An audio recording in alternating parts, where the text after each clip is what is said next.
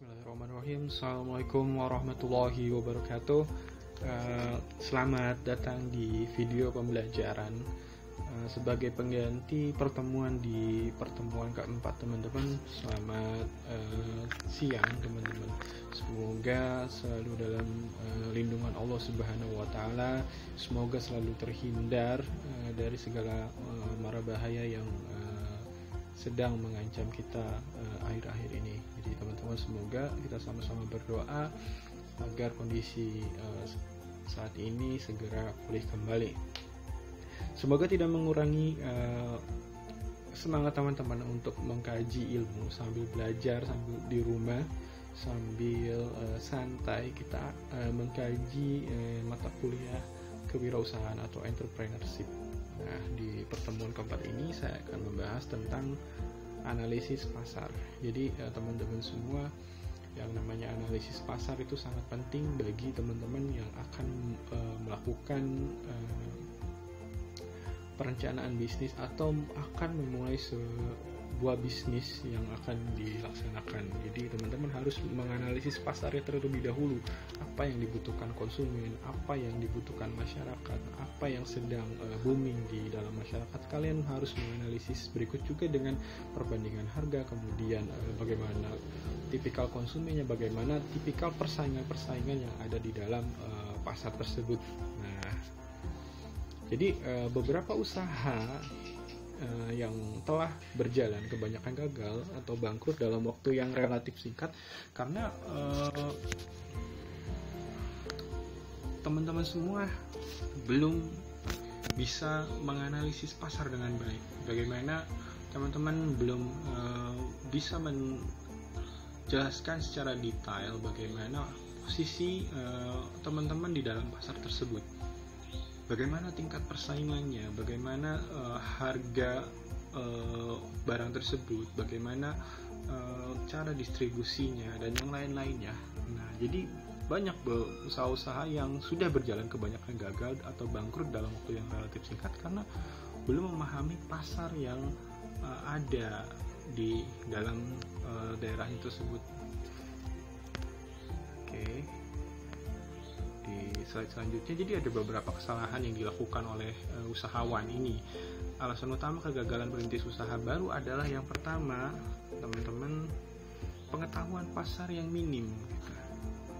Pengetahuan pasar yang minim. Ya, tadi disampaikan di awal, sedikit dibahas. Jadi kelemahan ini termasuk mencari dan mendapatkan akses informasi mengenai permintaan tentang produk, pangsa pasar yang diharapkan secara realistis, dan metode distribusi yang efektif.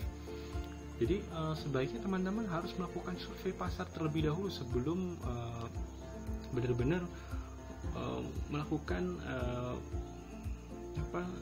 bisnis terlebih dahulu. Jadi teman-teman harus benar-benar mengetahui pasar yang ada sekarang, permintaan yang ada sekarang.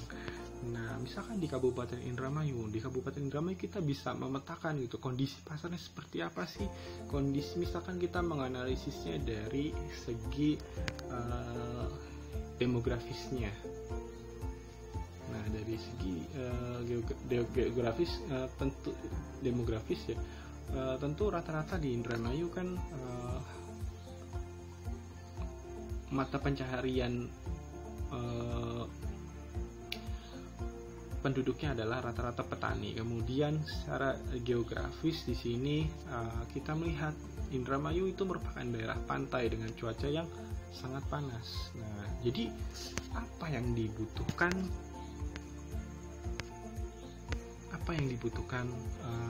oleh pasar Indramayu? Apa, teman-teman? Nah, tentunya bukan sweater yang tebal, kemudian kebutuhan-kebutuhan yang sekiranya di Indramayu itu memang tidak dibutuhkan. Ya, sweater yang tebal, kalau dipakai di Indramayu bisa keringetan kan. Nah, apa yang dibutuhkan di Kabupaten Indramayu? Tentunya kita harus melakukan survei pasar terlebih dahulu untuk mengetahui kebutuhan-kebutuhan pasar yang ada di Kabupaten Indramayu, teman-teman. Di rata-ratanya kalau di Indramayu, kita kalau misalkan secara kasat mata kita melakukan survei melalui media sosial, kebutuhan di Indramayu ya sebenarnya Indramayu itu rata-rata orangnya sebenarnya konsumtif, tapi tidak memiliki daya beli yang cukup tinggi. Artinya orangnya itu suka gaya tapi dengan budget minim atau pas-pasan. Nah, coba dengan karakteristik konsumen seperti itu, kalian coba memetakan apa yang benar-benar dibutuhkan oleh masyarakat yang ada di Indramayu. Misalkan barang-barang branded tapi yang mirip gitu, atau KW-nya gitu. Nah, itu kan salah satu solusi dengan budget BPJS ya, budget pas-pasan, jiwa sosialita gitu rata-rata di sini ya. Oke, sampai di pengetahuan pasar yang minim, kita lanjut. Kemudian kualitas produk yang kurang baik. Nah, kenapa sih banyak orang yang gagal? Nah, kualitas produk yang kurang baik gitu. Nah, jadi banyak sekali produk baru yang tidak berfungsi sebagaimana mestinya. Seperti yang telah disebutkan, seringkali spesifikasi produk yang dijelaskan tidak sesuai dengan penggunaannya. Hal ini disebabkan karena terlalu cepatnya pengembangan produksi dan uji coba produk atau kendali mutu yang tidak andal. Selain itu, tidak ada quality control dan standar baku. Jadi teman-teman, kualitas produk yang kurang baik,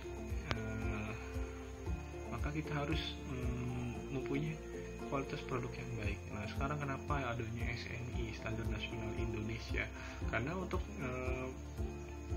mengatasi produk-produk yang kualitasnya kurang baik. Jadi pemerintah memiliki standar tertentu agar produk tersebut sesuai dengan standar yang diterapkan oleh pemerintah dan produk itu layak dijual di Indonesia. Jadi banyak sekali produk baru yang tidak berfungsi sebagaimana mestinya gitu. Jadi kalau misalkan teman-teman jual barang yang sekiranya kualitasnya kurang baik, artinya orang juga akan kapok dengan membeli barang kita kan, karena kualitas produk kita yang kurang baik. Nah, misalkan ini harga murah gitu, chargeran harga murah gitu, original 99% gitu. Tetap aja kan kalau original 99% artinya kan bukan original kan, artinya kan dia fake atau KW, dan kualitasnya pun kurang baik. Kalau misalkan dicas, dicas terus meledak gimana? Nah, itu kan orang pun akan berpikir ulang untuk membeli kembali produk kita karena kualitas produk kita yang kurang baik. Oke. Kemudian waktu yang kurang tepat. Jadi selanjutnya pengetahuan pasar yang minim, kemudian kualitas produk yang baik, dan waktu juga, timing juga sangat menentukan sekali di dalam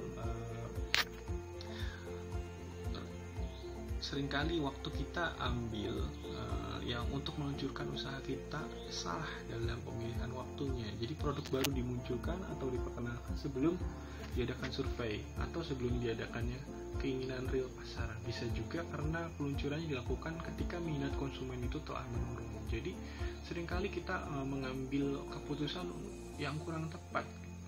Dalam rangka apa? Dalam rangka meluncurkan produk yang baru. Nah, salah satu contohnya usaha kecil yang sangat real sekali di masyarakat. Misalkan kita bergerak usaha di bidang fashion ya. Nah, fashion kan selalu mengikuti perkembangan zaman, kemudian mengikuti sesuatu yang lagi sedang viral atau booming di dalam lingkungan tertentu atau negara tertentu. Jadi misalkan kemarin sempat booming gitu, misalkan ganteng-ganteng serigala, film ganteng-ganteng serigala. Nah, kemudian kan orang juga melihat gitu, para remaja melihat, oh ternyata jaketnya bagus juga gitu. Kemudian para produsen jaket pada saat itu berlomba-lomba untuk membuat jaket tiruan yang sama seperti yang dipakai oleh ganteng-ganteng serigala. Nah, sama juga film yang kemarin itu juga yang sempat booming di tahun 2018. Nah, ini juga kan pada saat itu orang juga juga sama, berlomba-lomba untuk memproduksi jaket yang sama gitu. Nah mungkin teman-teman mengalami di zaman yang ini, zaman ketika gambar ini teman-teman, apakah relevan baju yang ada gambar teletabisnya gitu, ada gambar teletabisnya, apakah relevan dijual untuk anak-anak sekarang? Justru anak-anak sekarang malah kenalnya baju kotak kayak gitu ya, baju yang motif catur kayak gitu ya, nggak kenal yang namanya gambar seperti ini gitu. Jadi ya ini juga bisa jadi alasan kenapa teman-teman semua gagal dalam mengembangkan usahanya, karena memang waktunya kurang tepat.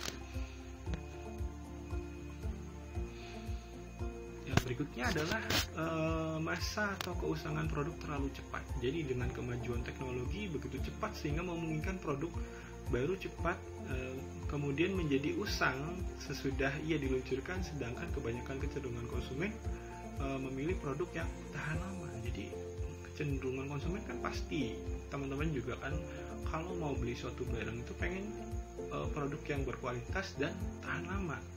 Bagaimana sih produk yang berkualitas dan tahan lama itu gitu? Nah pasti kan orang tuh pengen beli barang yang awet gitu, yang bisa dipakai ya, kalau bisa sih seumur hidup dipakai gitu, nggak cepat rusak. Nah jadi teman-teman juga harus bisa memperhatikan gitu masa atau keusangan produk yang kalian jual gitu. Nah kalau misalkan saya ambil contoh handphone saja kan ini sekarang sampai dengan saat ini itu sudah sampai di Android 11 atau 10 atau 11 ya, saya kurang terlalu mengikuti. Teman-teman bisa yang mengikuti tolong dikoreksi di kolom komentar ya teman-teman ya.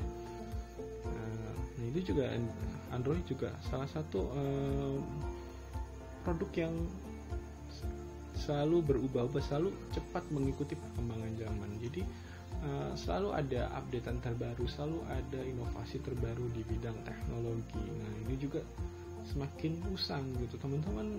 Saya yakin di sini tidak ada yang pakai Android yang masih es krim sandwich ya. Semua rata-rata di atas lollipop ya, minimal marshmallow gitu atau lollipop ya teman-teman. Saya yakin ya, saya cek handphonenya mungkin juga di atas nougat gitu ya, OS-nya Oreo. Oke. Ini kemudian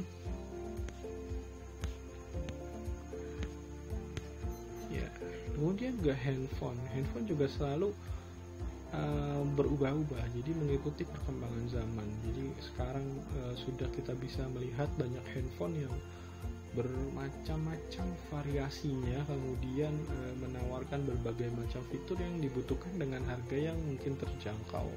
Nah, jadi kecenderungan konsumen memang memilih produk yang tahan lama, kira-kira tahan lama. Kebanyakan dari konsumen memang kecenderungan seperti itu gitu.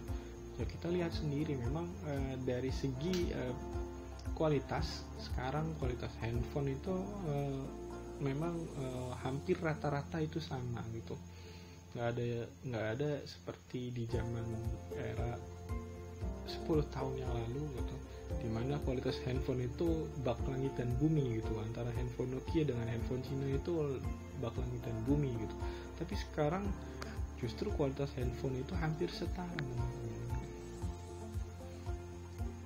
Tidak usang dari segi produknya, tapi dari segi spesifikasinya mungkin akan ketinggalan zaman. Nah itu juga harus dipikirkan. Nah ketika kalian berbisnis di dunia handphone juga pastikan ada yang namanya aksesoris handphonenya ya teman-teman ya.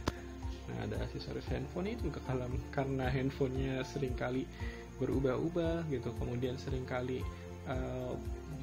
mengalami kemajuan sehingga pedagang aksesoris pun juga harus melihat gitu, oh iya kita harus bisa menghitung gitu berapa stok berapa stok barang yang harus disiapkan untuk menyiapkan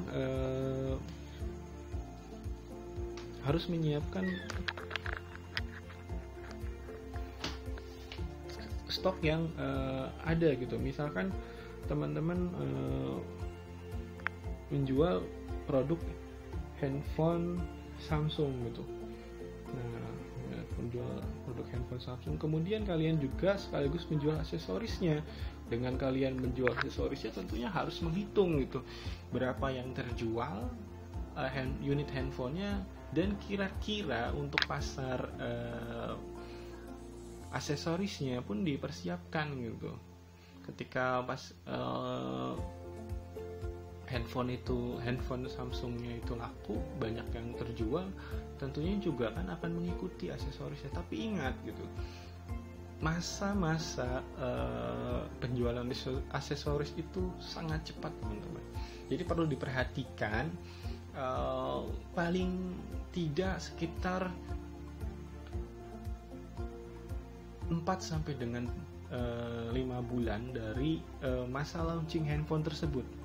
Setelah itu pasti akan ada muncul seri-seri terbaru, sehingga yang unit-unit yang seri-seri sebelumnya itu akan tertinggal gitu, akan menyisakan stok untuk dalam konteks di sini aksesorisnya teman-teman ya.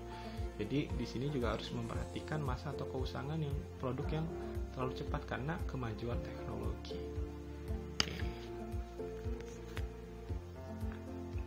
Kemudian yang selanjutnya adalah kurang mewaspadai persaingan. Jadi di dalam dunia bisnis itu juga tentu ada yang namanya persaingan teman-teman. Kita punya pesaing gitu di dalam dunia bisnis.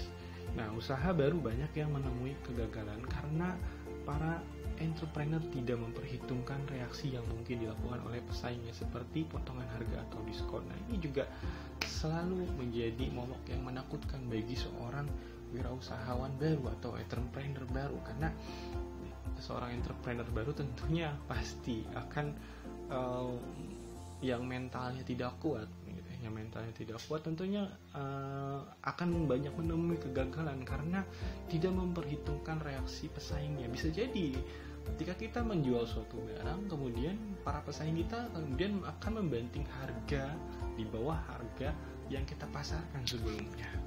Kita bisa melihat gitu ya, perusahaan-perusahaan besar yang pernah ada di Indonesia. Nah, saya ambil contoh perusahaan handphone CDMA, ada Asia dan Ceria. Apakah handphone itu masih bisa eksis sampai sekarang? Jawabannya tidak. Asia dan Ceria sudah tidak ada lagi sejak tahun 2015 dan dinyatakan bangkrut ya teman-teman ya. Karena apa?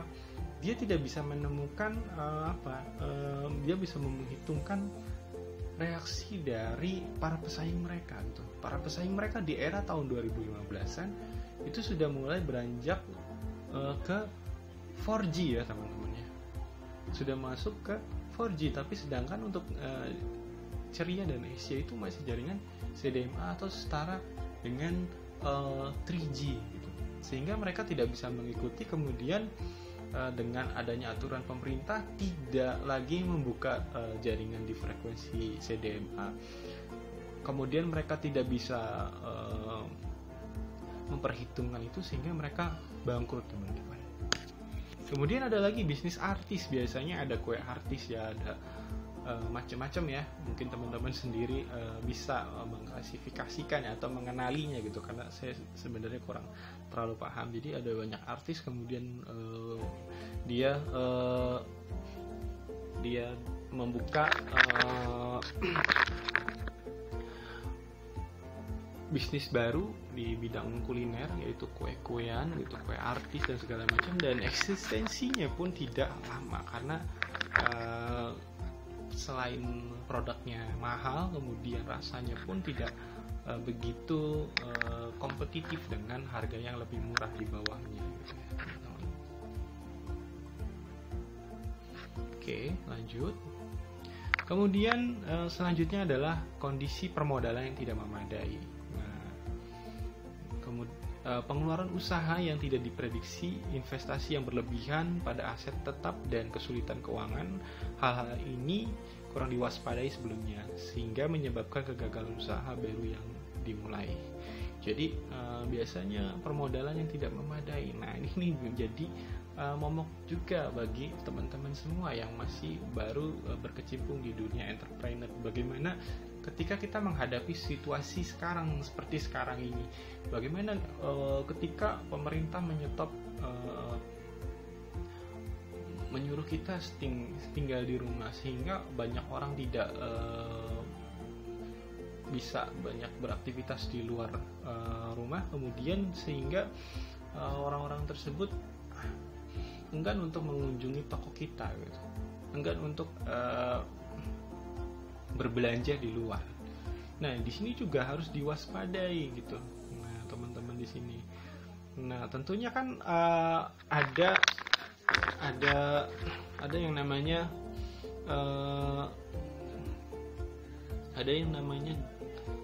gejala. Oke, baik, kita lanjut lagi. Maaf tadi kita potong. Jadi dengan menghadapi kondisi sekarang, tentunya permodalan juga harus kita antisipasi gitu, menghadapi situasi genting seperti sekarang. Banyak orang tidak bisa keluar rumah, sehingga tentunya tingkat daya beli juga akan semakin menurun. Nah, sehingga kita akan kesulitan di sini, apalagi tidak didukung dengan permodalan yang memadai. Artinya kita masih terjebak di suatu investasi yang terlalu berlebihan terhadap aset gitu. Jadi kita masih dalam tahap untuk pembelian aset-aset. Kalau misalkan kita berkecimpung di dunia kuliner, aset-aset kita ya tentunya kan ada kompor, misalkan ada tabung gas, ada alat-alat masak dan yang lain-lainnya. Tentunya di situ kita juga harus benar-benar mengukur gitu kemampuan kita sampai di mana untuk membeli aset gitu. Jadi jangan sampai kita terjebak pada pembelian aset yang sehingga pada saat kita benar-benar membutuhkan produksi yang lebih besar, justru malah modal kita habis untuk membeli aset. Nah, itu juga kalian harus memikirkan gitu, apalagi menghadapi situasi yang seperti sekarang ini. Nah, di sini bisa juga kalian memanfaatkan kredit usaha rakyat atau KUR gitu, yang banyak sekali digembor-gemborkan oleh pemerintah, yaitu di bank BUMN. Ada banyak sekali ya teman-teman ya, dari BRI, BNI, Mandiri, kemudian BTPN. Nah, di sini ada kredit usaha rakyat, dan syaratnya adalah ya teman-teman harus minimal memiliki surat izin dagang. Kemudian teman-teman bisa mengikuti aturan-aturan yang nanti diberlakukan oleh bank tersebut gitu. Nanti kita akan bahas sama-sama ya. Oke, selanjutnya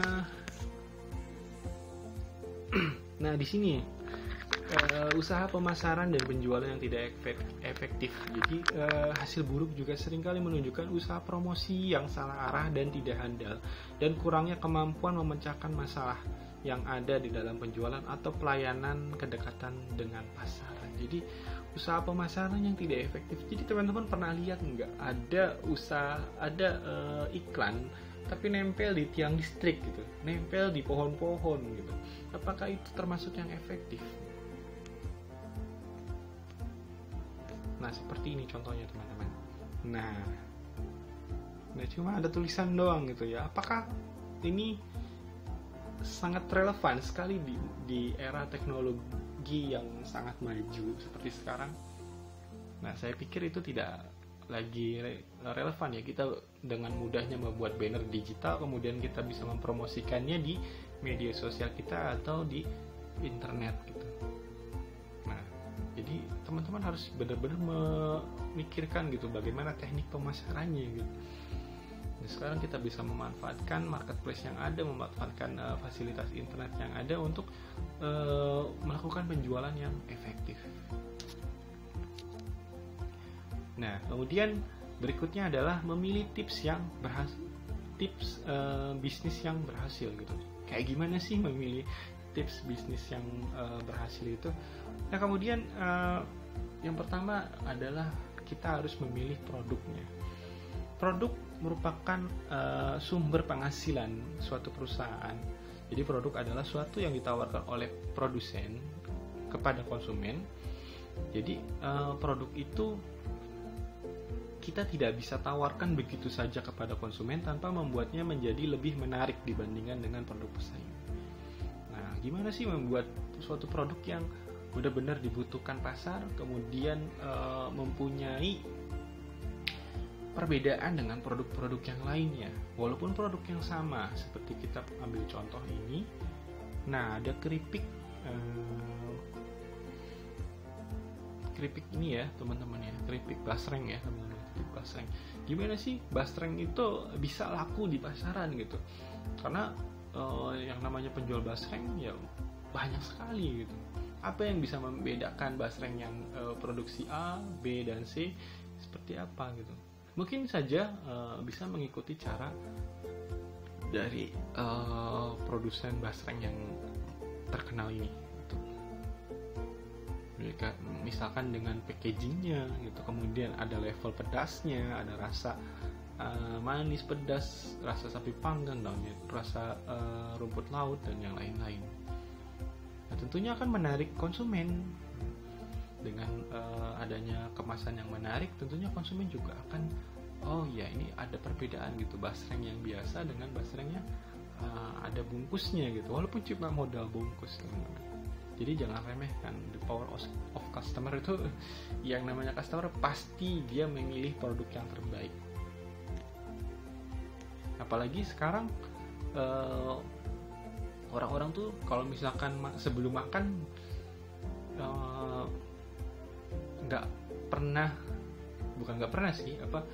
rata-rata orang sekarang itu sebelum makan itu biasanya foto-foto dulu.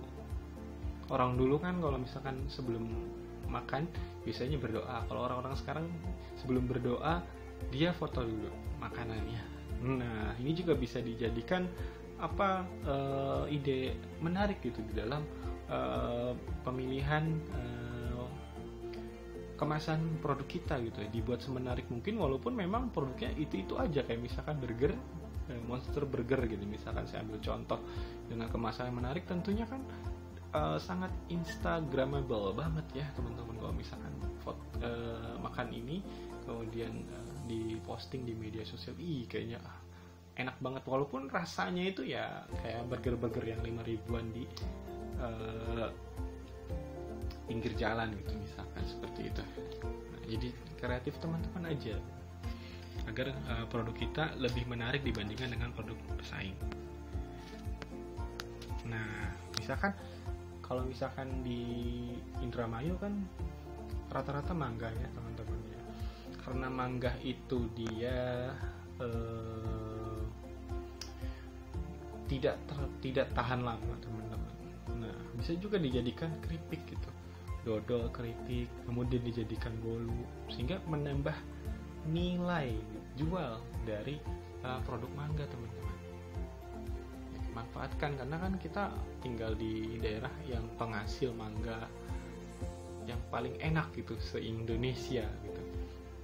Nah, kemudian Indramayu juga ada produksi uang ya teman-teman. Jadi terasi yang sebelumnya diolah sedemikian rupa kemudian menjadikan produk yang bisa tahan lama, kemudian dijadikan bukan teman makan ya, istilahnya itu apa sih, ya itulah ya istilahnya, jadi dibarengi makannya sama nasi gitu, sehingga ini jadi favorit anak kosan.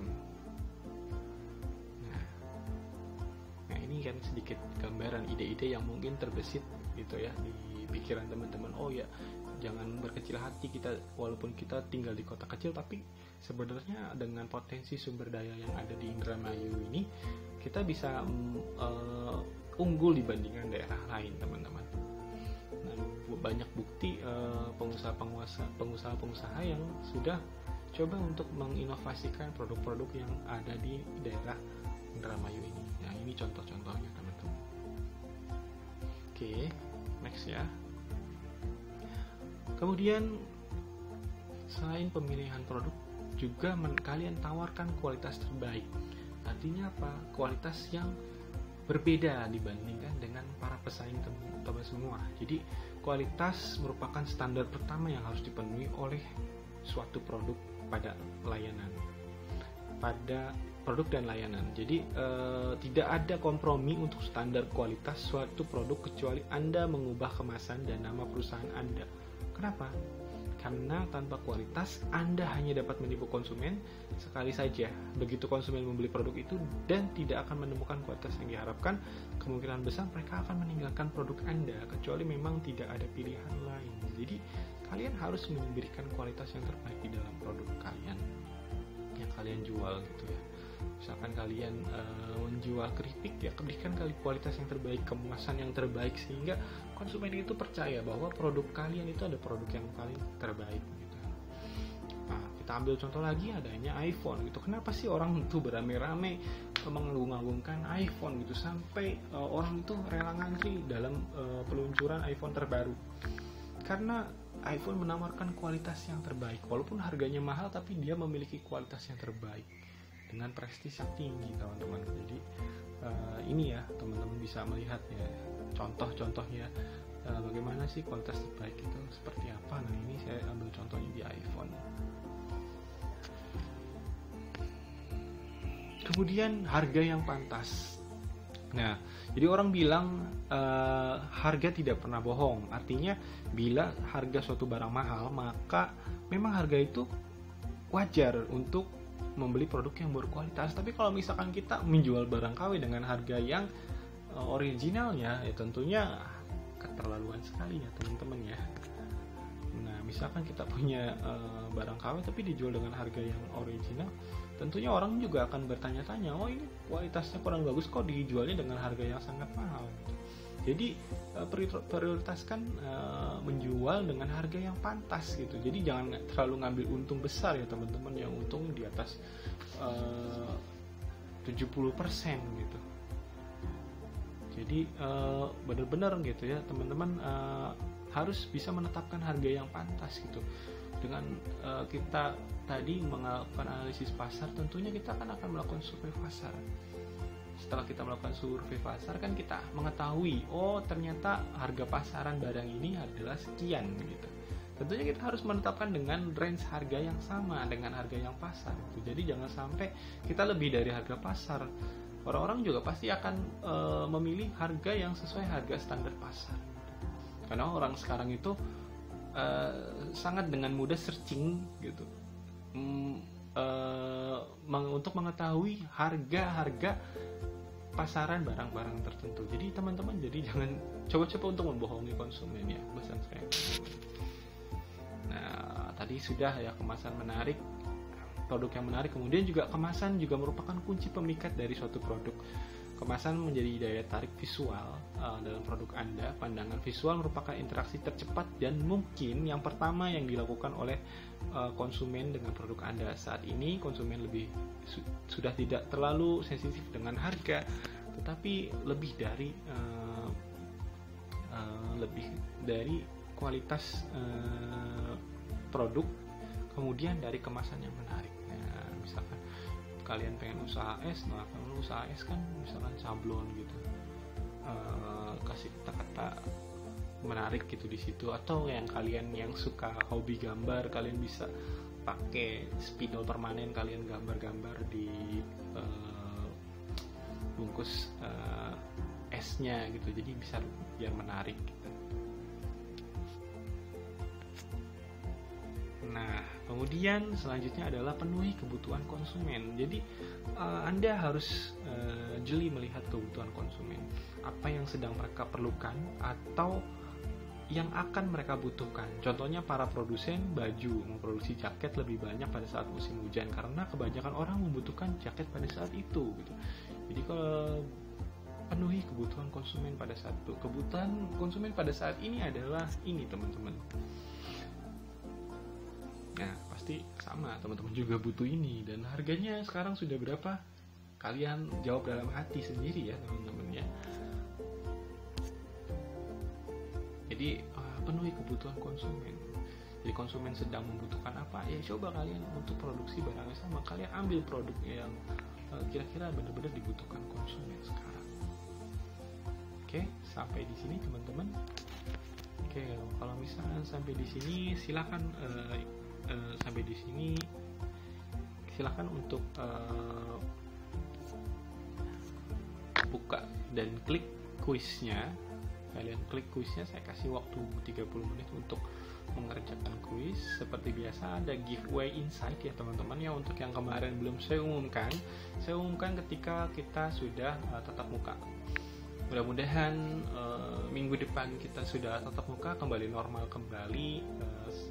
Kita semua juga berharap yang terbaik apa yang dilakukan pemerintah dan jajarannya, semoga bisa segera menuntaskan permasalahan ini, dan tidak lupa juga berdoa kepada Allah Subhanahu wa Ta'ala agar kita terus diberikan kesehatan dan keselamatan.